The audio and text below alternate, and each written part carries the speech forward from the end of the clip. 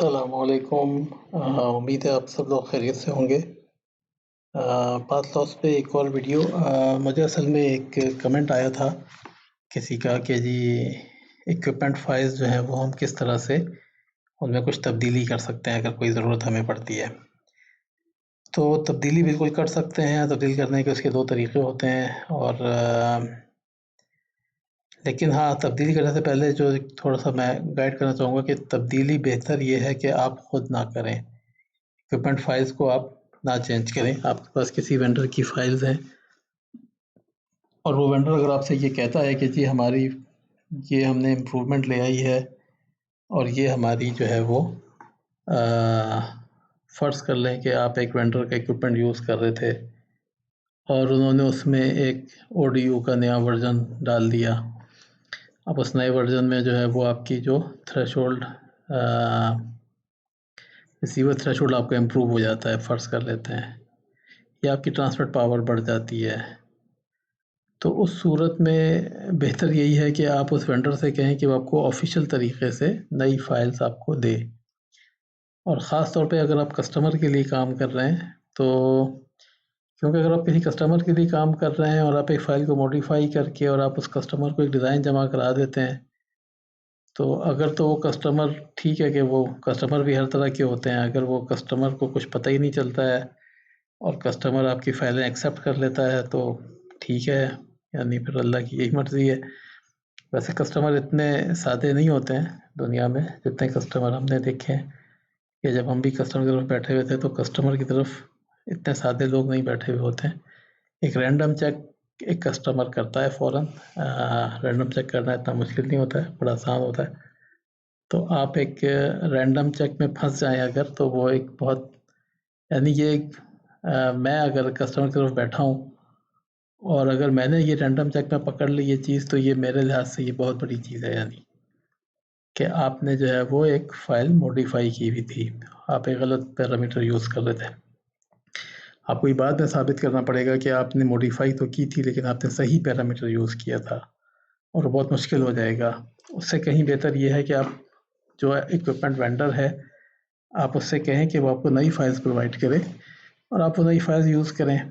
या फिर बहरहाल अगर ज़रूरत आपको पड़ती है, अगर आपने एक फ़ाइल खुद मॉडिफ़ाई करनी है, तो फिर आप कस्टमर को बता दें कि जी ये फ़ाइल जो है ये हमने इस तरह से मॉडिफ़ाई की है, इस वजह से हमने मॉडिफ़ाई की है। तो एक पैरामीटर मॉडिफ़ाई करने के पाथ लॉस में 2 तरीके होते हैं, जैसा कि मैंने आपको शुरू में बताया। जैसा कि फ़र्ज़ कर लें कि एक लिंक है, मैं इस लिंक के रेफ़रेंस में चला जाता हूँ।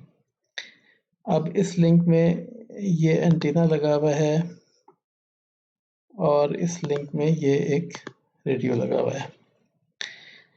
अब ये जितनी भी चीज़ें यहाँ पे लिखी हुई हैं, पाथ लॉस मुझे ये सारी चीज़ें एडिट करने की सहूलत मुयस्सर करता है। मैं इसमें कोई भी वैल्यू डाल सकता हूँ। मैं RX थ्रेशोल्ड को +10 भी कर सकता हूँ। +10 RX थ्रेशोल्ड पे ये वैसे ही क्रॉस में चला गया। देखिए ये +10 हो गया RX threshold. Thermal fade margin जो है जो +21 था वो माइनस में चला गया है। तो कहने का मतलब ये है कि मैं इसमें TX पावर चेंज कर सकता हूँ। मैं इसकी अच्छा RX उसने +10 नहीं लिया, उसने -10 ही लिया। तो यानी मैं इसकी कोई भी चीज़ चेंज कर सकता हूँ। मैं एंटीना में जाके एंटीना गेन चेंज कर सकता हूँ। एंटीना गेन चेंज हो जाएगा, जो मैं लिखूँगा वो हो जाएगा।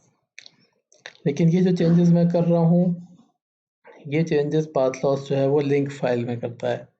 पाथ लॉस में आपको पता होगा कि पाथ लॉस में जो नेटवर्क जो आपने खोला हुआ होता है उसमें 2 फ़ाइलें होती हैं। एक आपकी GR5 या GR4 फ़ाइल होती है, जिसमें आपके नेटवर्क होता है, यानी साइटें होती हैं, साइटों के लिहाज से डाटा होता है। वो पाथ लॉस में GR5 में रखा होता है। और फिर आप जो लिंक बनाते जाते हैं तो हर लिंक की एक PL5 या PL4 फ़ाइल बनती जाती है। PL5 जो है वो वर्ज़न 5 के लिए है, PL4 वर्ज़न 4 के लिए। तो ये जो डाटा होता है ये इन फ़ाइल्स में लोकल होता है, यानी मतलब जैसे कि फ़र्ज़ कर लें कि मैंने अगर यहाँ पे एक एंटीना उठाया जब मैंने यहाँ पे कोई एंटीना जब लिया जिस टाइम पे, उस टाइम पे ये एंटीना की वैल्यूज़ उठा के PL5 में सेव कर लेता है, ताकि आप कल को अगर किसी को PL5 फाइल देते हैं तो आपको उसको इक्विपमेंट फाइल देने की ज़रूरत नहीं होती है। वो इक्विपमेंट का नाम यहाँ लिखा हुआ होता है, वो उसकी बेस पे इक्विपमेंट फाइल अगर चाहे तो वो यूज़ कर सकता है। इसलिए अगर आप कोई चीज़ यहाँ पे चेंज करते हैं और अगर वो किसी से ओवरलुक हो जाती है तो आपकी चेंज जो है वो आगे जा सकती है। यानी मसलन क्योंकि ये सारा लोकली सेव्ड होता है डाटा, PL5, PL4 और GR वगैरह का जो डाटा होता है ये पाथ लॉस लोकली सेव करता है। इसको पाथ लॉस कहीं से दोबारा से वेरीफाई नहीं कर रहा होता है। तो एक तो ये तरीका है, लेकिन ये तरीका जैसा कि आपको भी अंदाज़ा होगा कि यानी इस तरीके में अगर आप कोई चेंज लाते हैं तो आपको हर लिंक पे वो चेंज लानी पड़ेगी, और आप फ्यूचर में कोई लिंक बनाते हैं तो आपको उस लिंक के ऊपर भी मैनुअल चेंज करना पड़ेगा। तो ये मैनुअल तरीका तो ठीक नहीं है, क्योंकि हम ये चाहते हैं कि हम पाथ लॉस की इक्विपमेंट फाइल ही को मॉडिफाई कर दें। अच्छा, मैं इसको सेव नहीं करूँगा, क्योंकि मैंने इसको सेव कर दिया तो ये रॉन्ग वैल्यूज़ के साथ, देखिए ये मैंने भी जब चेंजेस किए हैं तो ये आप यहाँ पे भी देख रहे होंगे ये PL5 फाइल चेंज हो गई है, ठीक है। जबकि मैंने तो इक्विपमेंट वैल्यू चेंज की थी, लेकिन इक्विपमेंट वैल्यू नहीं चेंज हुई है एक तरह से, यानी इक्विपमेंट की फ़ाइल नहीं चेंज हुई है, PL5 फाइल चेंज हो गई है। तो वो मुझसे कह रहा है कि जी मैं नई फ़ाइल सेव कर लूँ, तो मैं इसको कह रहा हूँ कि जी आप नई फ़ाइल मत सेव करें। अच्छा, ये तो तरीका था लिंक बाय लिंक सेव कर चेंज करने का, कि अगर आपने कोई एक लिंक है आपके पास और आप उस लिंक की वैल्यू में कोई एक वैल्यू चेंज करना चाहते हैं तो आप यहाँ से कर सकते हैं। अच्छा, अब हमने तो लिंक नहीं चेंज करना है, हमने एक इक्विपमेंट फाइल चेंज करनी है ताकि हम उसको आगे यूज़ कर सकें। तो आपने जब पाथलॉस इंस्टॉल किया होगा तो पाथलॉस के साथ ये 3 चीज़ें इंस्टॉल होती हैं। एक पाथलॉस का मेन सॉफ्टवेयर होता है, एक लिंक प्लानर होता है और एक एंड्रॉयड होती है। तो एंड्रॉयड को खोल लें आप। ये पाथलॉस आपको एक यूटिलिटी देता है, यूटिलिटी में आप अपनी एंटीना फाइल्स भी बना सकते हैं, अपनी रेडियो फाइल्स बना सकते हैं। आप इसमें अपनी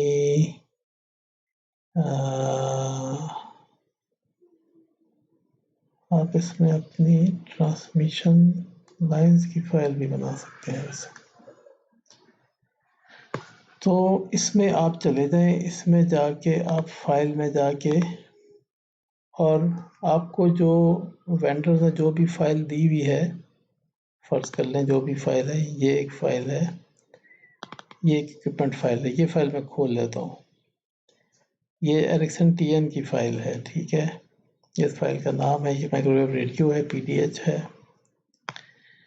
ये इसकी फ्रीक्वेंसी रेंज है। अब आप जैसे इसको डबल क्लिक करेंगे वो चीज़ आप यहाँ पे भी देख रहे हैं एक्सेल की तरह कि वो चीज़ चल रही है। जैसे मैं मॉड्यूलेशन भी चेंज कर सकता हूँ इसकी। अब फर्स्ट करते मुझे वेंडर ने कहा है कि जी आप इसकी जो है ना थ्रेशोल्ड की वैल्यू हमने इम्प्रूव कर दी है, -88 पे चली गई है। तो आप इसको यहाँ पे चेंज कर सकते हैं। लेकिन इसमें आप ये देख रहे हैं कि अब हमें चूँकि नहीं पता है, हमने सिर्फ एक वैल्यू चेंज की है। आपको जब इक्विपमेंट वेंडर जब इस फाइल को चेंज करके देगा, जब वो इसकी एग्जैक्ट फाइल आपको देगा, तो वो इसमें इसके चेंज होने से कोई ना कोई और चीज़ भी अगर चेंज हुई है तो वो आपको बताएगा कि जी इसके साथ, यानी वो जो मैं शुरू में कह रहा था कि बेहतर ये होता है कि आप इक्विपमेंट वेंडर से लें, क्योंकि हो सकता है कि कोई एक दो छोटे मोटे पैरामीटर और भी चेंज हुए हों इसके साथ। लेकिन खैर अभी हमने इसको चेंज कर दिया है। अब मैं इस फाइल को सेव कर दूंगा, मुझसे पाथ लॉस इस फाइल का नया नाम मांगेगा, तो मुझे मैं इसको किसी भी तरह के नए नाम से सेव कर सकता हूँ। अगर आप चाहें तो आप इसको इसी के नाम से भी सेव कर सकते हैं। इसके नाम से सेव करने से ये होगा कि फिर पुरानी फाइल जो है वो ख़त्म हो जाएगी और ये आपके पास यही फाइल रह जाएगी। तो मैंने खैर इसको एक मॉडिफाइड नाम से सेव कर दिया है। तो अब जब मैं जो भी लिंक बनाऊँगा और उस लिंक के अंदर अगर मैं ये मॉडिफाइड फाइल ऐड करूँगा तो उसमें फिर मुझे वो नई वैल्यू उसके साथ मिलेगा। मैं खैर इस तफसील में नहीं जाता कि मैं आपको एक नई फ़ाइल बना के दिखाऊँ, क्योंकि हमने कोई पुरानी फ़ाइल तो बनाई हुई भी नहीं थी। लेकिन आपने तरीक़ा देख लिया कि आप एंड-रेड में जाके और आप वो फ़ाइल खोल कर आप फ़ाइल का कोई भी पैरामीटर मॉडिफ़ाई कर सकते हैं और फिर आप उसको उसी नाम से या किसी नए नाम से सेव कर सकते हैं। लेकिन ये याद रखें कि अगर आप किसी फ़ाइल का कोई भी जो है वो चेंज करते हैं, उसका कोई पैरामीटर, तो उससे आपके जो पिछले बने हुए प्रोजेक्ट्स हैं, यानी आपका जो भी आपने काम किया हुआ है, उस पे कोई फ़र्क नहीं पड़ेगा। आप उसी नाम से सेव करें या अलग नाम से, क्योंकि जैसे कि आपको पहले बताया कि पाथ लॉस अपने पास जो है वो उस टाइम का डाटा सिर्फ़ सेव करें जिस टाइम पे आपने कोई चीज़ की होती है। जैसा कि आपको बता रहा था कि अगर हम जैसे यहाँ पे हम चेंज कर रहे थे, तो जैसा कि हमने उसको फ़ाइल को जब सेव किया था, तो उसने कहा था कि जी PL5 मॉडिफ़ाई हुई है। तो PL5 मोड में पाथ लॉस सारा डाटा सेव करता है आपका। पाथ लॉस आपका डाटा जो है वो डायरेक्ट फ़ाइल से नहीं पिक उठा रहा होता है। ये नहीं होता है कि मैं जब भी एक लिंक को खोलूँगा, तो पाथ लॉस जो है वो एग्ज़ैक्ट उसकी फ़ाइल से जाके उसका डाटा दोबारा से फेच करेगा, ऐसा नहीं होता है। पाथ लॉस ने डाटा जो है वो ऑलरेडी एक ही दफ़ा फेच कर लिया होता है, ताकि बाद में अगर आप उस फ़ाइल को मिस कर जाते हैं, मॉडिफ़ाई कर देते हैं या आप PL5 फ़ाइल किसी को भेजते हैं, तो उसके पास वो PL5 फ़ाइल वैसे की वैसी खुल जाती है, कोई इक्विपमेंट फ़ाइल उसके साथ उसको नहीं चाहिए होती है। तो जब आप अगर कोई फ़ाइल मॉडिफ़ाई करते हैं और अगर आप ये चाहते हैं कि आपके पुराने लिंक्स के ऊपर भी एप्लीकेबल हो जाए, तो आपको तमाम पुराने लिंक्स जो हैं वो दोबारा से उस फ़ाइल की बेस पे दोबारा से कह लें कि आप उन तमाम लिंक्स को आपको मॉडिफ़ाई करना पड़ेगा। यानी फ़र्ज़ करें कि अगर रेडियो फ़ाइल चेंज की है, तो आपको हर लिंक में जाके और आपको नई रेडियो फ़ाइल यहाँ पे पहले ऐड करके और फिर रेडियो फ़ाइल इस लिंक के ऊपर इम्प्लीमेंट करनी पड़ेगी। तो इस तरह से आपके पुराने लिंक मॉडिफ़ाई होंगे। लेकिन हाँ, आप जो नए लिंक बनाएँगे, वो नए लिंक अगर आप मॉडिफ़ाइड फ़ाइल के ऊपर बनाएँगे, तो नई फ़ाइल के ऊपर बन जाएँगे। पुरानी फ़ाइल पे बनाएँगे, तो वो पुरानी फ़ाइल पे बन जाएँगे। तो उम्मीद है कि इस लेक्चर में आपको ये समझ में आया होगा कि पाथ लॉस के अंदर इक्विपमेंट फ़ाइल जो हैं वो कैसे मॉडिफ़ाई होती हैं, और जो मेरी सजेशन थी कि अगर आप मॉडिफ़ाई कर रहे हैं, तो बेहतर ये है कि आप अपने स्टेक होल्डर्स को जो है वो नोटिफ़ाई करें कि जी मैंने ये फ़ाइल जो है वो इस तरह से मॉडिफ़ाई कर दी है। लेकिन पाथ लॉस में बहरहाल हर चीज़ मॉडिफ़ाइएबल है बहुत ज़्यादा, जैसा कि आपने अभी देखा भी। तो उम्मीद है कि आपको ये लेक्चर पसंद आया होगा, और लोगों के साथ भी आप इसको शेयर करें और मेरे चैनल को सब्सक्राइब करें, ताकि आपके पास मेरे नए-नए लेक्चर जो हैं वो इसी तरह से आते रहें। तो अगले किसी लेक्चर, किसी वीडियो में मुलाकात होगी। अस्सलामु अलैकुम।